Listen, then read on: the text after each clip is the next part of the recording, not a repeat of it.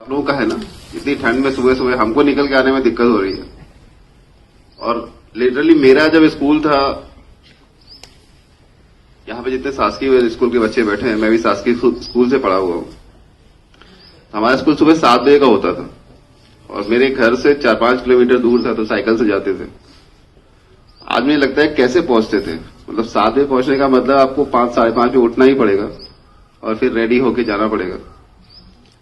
तो लगता है कि कैसे पहुंचेंगे, बट आप लोगों को देख के लगता है नहीं, इस एज की जो एनर्जी है अगर उसको हम सही दिशा में यूज करें तो निश्चित तौर पे कर लेते हैं।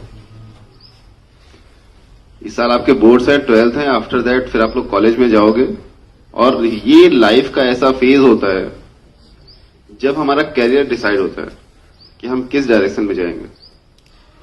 12th तक की जो एजुकेशन है वो तो सिंपल है, थोड़ा आप एक सिलेबस है और उसी डायरेक्शन में आप पढ़ते चले जाते हो। 10th के बाद फिर भी थोड़ा सा वेरी करता है, थोड़ा सा डायरेक्ट कैरियर ओरिएंटेड होते हैं, लेकिन वो बहुत नॉमिनल है। एक्चुअल में इस एग्जाम के बाद होता है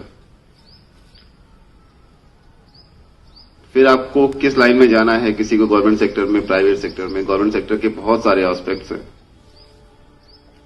बहुत सारी लाइंस हैं जहां पे आप जा सकते हो, तो वो सब आपका डिसाइड होगा यहां से। तो जो वो बोलते हैं ना कि किसी बड़ी बिल्डिंग के पीछे जो पिलर्स होते हैं वो ये 10th एंड 12th होते हैं। यहां के रिजल्ट जब आपके अच्छे आते हैं तो ये आपको मॉरली बहुत बूस्ट करते हैं। लाइक कोई किसी बच्चे ने 10th और 12th में अपने कॉलेज में टॉप किया, अभी सिर्फ मैं कॉलेज की बात कर रहा हूं, आपके जिले की या प्रदेश की बात भी नहीं कर रहा, सिर्फ आपने अपने कॉलेज में टॉप किया, तभी वो आपको इतनी एनर्जी देके जाएगा ना कि आगे की पढ़ाई आपकी वैसे ही बहुत अच्छी होने लगेगी और आपका खुद से मन लगने लगेगा कि नहीं, जो हमने टॉप किया है हमको उसको मेंटेन रखना है और हमको आगे भी वैसा करना है। वही चीज आएगी जब आप अपने कैरियर की प्रिपरेशन कर रहे होंगे, चाहे यूपीएससी की या इंजीनियरिंग की, एमबीबीएस की, जिस भी सेक्टर में जाना चाहेंगे। तो वही जो आपका उस कॉलेज में जो आपने टॉप किया था, उससे कोई भी रीजन हो सकता है कि उस कॉलेज में उतने अच्छे लोग पढ़ने वाले ना हो, जिसने आपको टफ कंपटीशन दिया हो, आगे चल के बहुत टफ कंपटीशन आएगा, बट वो जो एनर्जी है वो आपको हमेशा पॉजिटिवली बूस्ट करती रहेगी। तो ये जो समय है, इस समय का हम जितना सदुपयोग करेंगे और जितना अपनी एनर्जी को हम पॉजिटिव चीजों में लगाएंगे, उतना ज्यादा हम अपने कैरियर में आगे बढ़ते जाएंगे।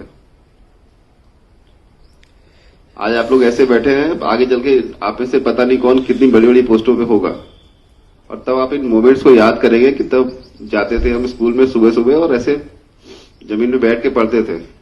इवन अपने बैठने का सामान भी आप खुद ही लेके आ रहे हो। हाँ। कोई पोस्टर, कोई बोरी, कोई पेपर। दैट्स वाई ना स्टार्ट में डेडिकेशन से किया था। लाइफ में डेडिकेशन बहुत जरूरी है। हार्ड वर्क तो है ही, हार्ड वर्क का कोई विकल्प नहीं है, बट हार्ड वर्क और डेडिकेशन जब मिलते हैं तो कुछ बड़ा होता है लाइफ में। और फैमिली का सपोर्ट, ऑब्वियसली फैमिली आपको सपोर्ट कर रही है, तभी इतनी सुबह सुबह आपको जाने दे रही है। ये नहीं पूछ रहे कि आप लोग कहां जा रहे हो,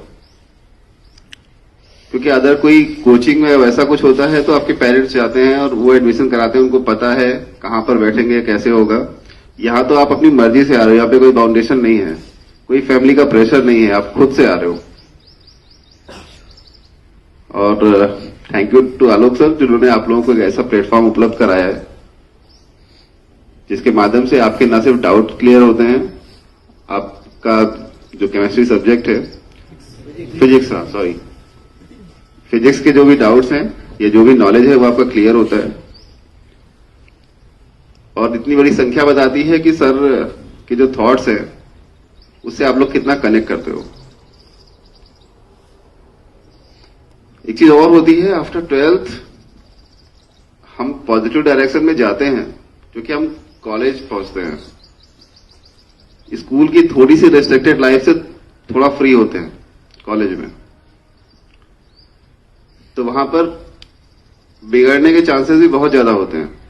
आपको नए ग्रुप्स मिलते हैं, नया फ्रीडम मिलता है, उसको संभाल के रखने की जरूरत है।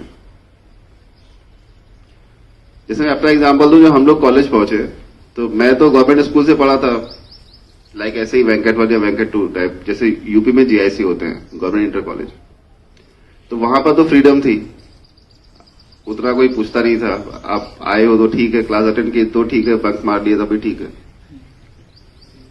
जब कॉलेज पहुंचे तो एक स्कूल हमारे यहाँ पे था जो अपनी स्ट्रिक्टनेस के लिए जाना जाता था, कि वहां के बच्चे जब तक 12th तक पास करते हैं बहुत स्ट्रिक्ट माहौल में रहते हैं, और कॉलेज आने के बाद जो सबसे ज्यादा बिगड़ने वाले बच्चे थे वो वही थे।